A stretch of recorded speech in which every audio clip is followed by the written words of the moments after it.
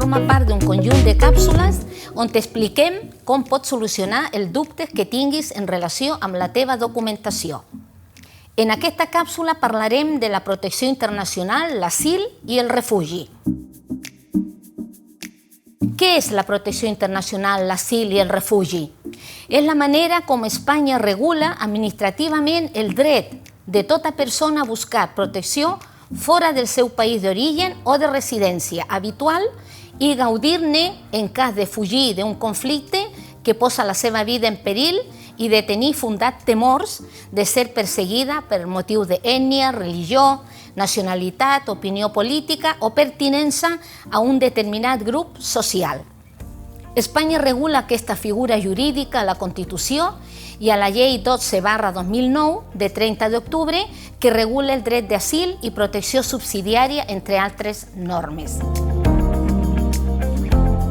Quan es concedeix?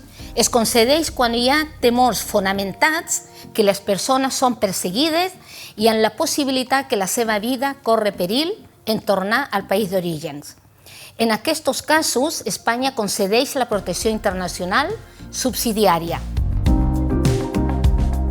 Què és la protecció subsidiària? És la manera com Espanya regula la situació de les persones que, encara que no reuneixen el requisit per a la protecció internacional, si retornessin al seu país d'origen, ja que hi ha molts motius reals que ho fan pensar, la possibilitat de patir danys greus.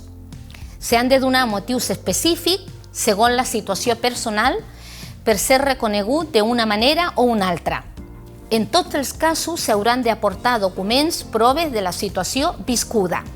Aquest tràmit s'inicia a les dependències de la Policia Nacional.